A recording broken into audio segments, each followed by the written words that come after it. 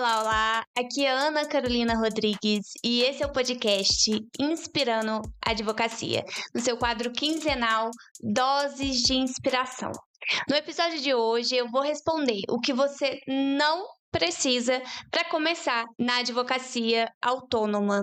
Muito obrigada se você chegou até aqui. A proposta desse quadro é trazer reflexões diárias sobre a prática da advocacia, algo leve e descomprometido, mas com muitas reflexões importantes também, pelo menos eu tô tentando, viu, gente? E para responder a pergunta, o que eu não preciso para começar na advocacia autônoma, eu vou contar para vocês o que eu não precisei e o que eu precisei para começar a advogar autonomamente, levando aí em consideração o que geralmente é tido no senso comum como importante requisito, requisito essencial para começar na advocacia autônoma. Para mim, gente, na minha humilde opinião, basicamente para você começar a advogar hoje, você vai precisar do seu diploma, da sua OAB, apoio, principalmente financeiro, mas também emocional e coragem. Eu vou falando sobre esses requisitos mais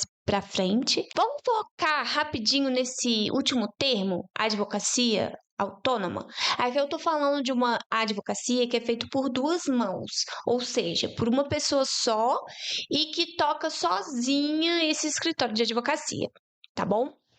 A minha primeira conclusão, quer dizer que pode ser que eu tenha outras no decorrer do caminho, é sobre o que você não precisa para começar hoje a sua advocacia autônoma.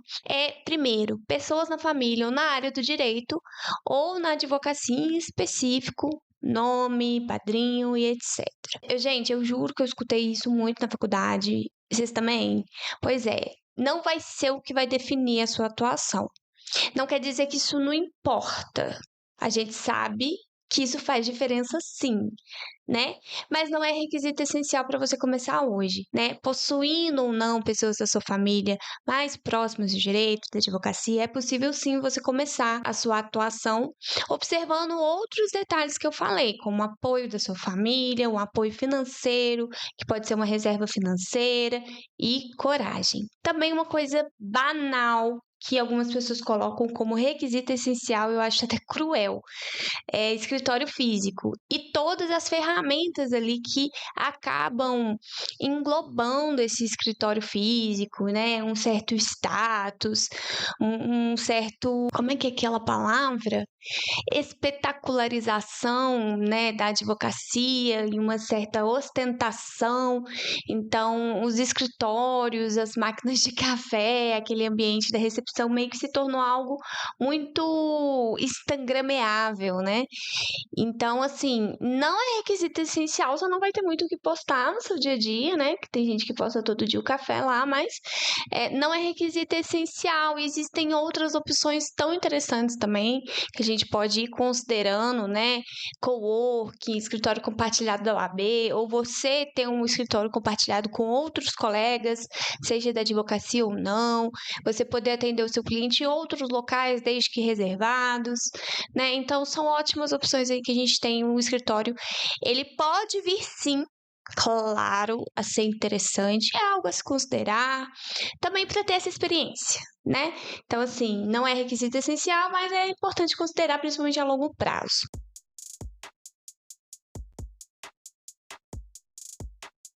Terceiro item aqui da minha lista: ser apaixonado pela profissão. O trabalho é feito para ser feito, gente. Ele é feito para ser feito, para ser eficiente e suficiente. E pode ser que você efetivamente não goste de advocacia e tente, por exemplo, concomitantemente um concurso, Mas o ideal é isso. Veja ali se você entrou na advocacia, se você está na advocacia, se você viu ali a advocacia como um meio de estar ganhando dinheiro hoje, veja se você se identifica com essa profissão, e se não há essa paixão, esse amor, e você não vê isso como um requisito completamente essencial para continuar fazendo o seu trabalho, pelo menos se certifique-se que há eficiência, que há qualidade no seu serviço, e na ideia de que a gente também não pode ter tudo nessa vida. Às vezes a gente vai ter que trabalhar com algo que a gente não se identifica completamente, pode ser algo temporário também. Então, Esse requisito, inclusive, ele tem uma íntima ligação com o próximo, que é o quarto item e último, que é pegar todos os processos que aparecem. Como assim, né? Pegar todos os processos, todos os casos aí de diversas áreas do direito e ficar ali meio que generalista, né? No seu começo de carreira, porque escutei muito, né? Começo de carreira tem que pegar de tudo um pouco, e eu não concordo, a minha estratégia foi correndo disso o máximo possível. E eu vou explicar para vocês um pouco também que isso só é possível, gente. Claro, que eu tô batendo muito nessa tecla aqui. O apoio familiar, seja você morando na casa dos seus pais, você não tendo temporariamente, né, tantos gastos com moradia, alimentação, transporte, ou recebendo algum valor de ajuda mensal de algum familiar, ou ganhando, né, um pontapé ali inicial. Eu já vi alguns colegas que ganharam um escritório montado de finalização de curso da faculdade, né, para iniciar ali na advocacia, ou que vem aí um apoio também como uma forma financeira, de forma financeira, né, talvez recebeu um valor grande de alguma outra forma, né, existe essa reserva financeira de investimento inicial para dar esse pontapé, né, e talvez que você ganhou de um outro trabalho, não necessariamente que tenha a ver com o direito, né, ou você vendeu algum bem, enfim, esse apoio é essencial para que você possa selecionar os processos que você vai atuar, sempre pensando, sempre, na especialização, em você trabalhar com o que você já sabe, que você tem maior domínio e ir cada vez mais desenvolvendo esse domínio. Então, se você faz repetidas vezes as mesmas coisas, isso vai te levando à excelência profissional. A minha história, eu queria falar um pouco da minha história agora também, dessa busca que eu fiz pela especialização, como que eu passei a pegar só essas causas em que eu gosto e tenho domínio, tá? Como eu comecei a poder fazer essa seleção de processos que chegam até mim. Primeira coisa foi esse apoio. Primeira coisa, por isso que eu estou falando muito disso. Eu tive apoio tanto financeiro de reserva, né, tive apoio dos meus familiares, apoio com moradia. Eu tive apoio também quando eu saí do escritório em que eu trabalhava. No começo da minha advocacia, eu saí com uma carta de clientes, isso também foi um apoio essencial ali para dar um pontapé, né, nesse escritório. Então, assim, a história da minha busca pela especialização, ela parte primeiro de eu procurando esse escritório já em causas em que eu gostava, já me portando como especialista para esse escritório. Então, eu comecei a minha advocacia já vou atuar em criminal, que é a parte que eu já tinha experiências passadas com estágios em órgão público, né? Não era na advocacia, mas era em órgão público e também na defensoria. Então, assim, eu fui para a área que eu tinha expertise, que é criminal, né? E também uma área ali do lado que eu estava começando a desenvolver, que foi no meu estágio de pós-graduação, que eu comecei a me envolver com o processo civil, fiz uma pós-graduação em processo civil, porque era requisito obrigatório do estágio que eu estava fazer pós-graduação, né? Então, eu tinha que fazer uma pós-graduação. E aí eu fui mais para a área civil mesmo, principalmente lidando com crianças, mulheres em situação de vulnerabilidade e fornecimento de medicamentos, que era onde eu atuava também na promotoria.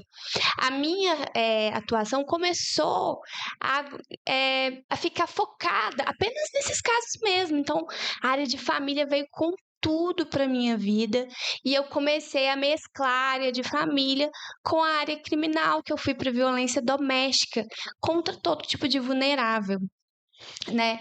Então eu consegui ali me especializar, me portar como especialista desde o começo, desde esse escritório, e conseguir esse apoio consegui esse espaço, que foi através dali que eu consegui essa carta de clientes que já multiplicou através desses clientes iniciais que eu saí desse escritório. Então, a busca por essa especialização, ela continuou, né? Então, a hora que chegava um processo até mim, no começo, gente, eu até pegava trabalhista, tá? Previdenciário eu nunca me tentei, e dentre outros também, empresarial, tributário, administrativo. Então, assim, é claro que eu peguei várias coisas aleatórias, desde contratos a recurso para multa, recurso para concurso público, mas é interessante, depois de um tempo, você começar a ter um parceiro fixo, né, que você vai passar todos os casos que chegar dessa área para ele. Então, hoje eu tenho uma parceira fixa em trabalhista, em previdenciário, que todas as demandas que chegam no meu escritório eu passo para essa pessoa que é da minha confiança. E também, se chegar de outras áreas, vou ter essas parceiras em específico e, claro, vou ganhar uma porcentagem em cima dessa indicação, se caso houver o fechamento de um contrato. Isso é muito importante. Então, assim, você vai cada vez mais afunilando. E aí, gente, o que acontece? Quando chegar um caso realmente interessante, que você tem expertise completa, você vai fazer mais rápido, porque você já vai ter o domínio técnico, né? Isso é muito importante, economia de tempo, produtividade, você consegue pegar mais casos e também quando chega o caso, você tem tempo efetivo para cuidar daquilo, você não vai ficar se distraindo com essas outras áreas. Mas vou repetir novamente, só se você tem apoio financeiro para suportar os altos e baixos, que é viver uma profissão autônoma, né? É você ser empresário, conviver com esses altos e baixos, com fatores externos, como por exemplo uma pandemia, coisas que a gente não tem muito controle. Então é importante ter essa reserva, ter esse apoio financeiro, ter esse apoio familiar. Principalmente, gente, essencialmente no começo, que a gente fica perdido, que a gente tem mais dificuldade, que a gente encontra mais dificuldade, que a gente ainda tá aprendendo muitas coisas, então a gente tende a errar mais e tá tudo bem, né? Mas é isso, a minha busca pela especialização foi realmente no começo eu realmente tinha ali, eu pegava bastante coisa, claro que não fugia completamente do que eu já tinha atuado, eu nunca me arrisquei, por exemplo, tributário, previdenciário, essas áreas assim que eu não tinha experiência nenhuma. E nem muito um dom, assim, sabe? Acho que também tem que levar isso em consideração.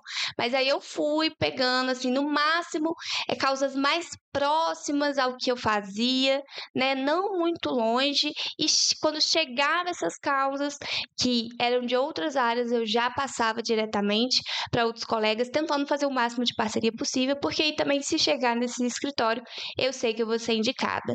Sempre tentando fazer um trabalho, igual eu já tinha falado, com qualidade, para a gente desenvolver cada vez mais o domínio em uma área de especialização.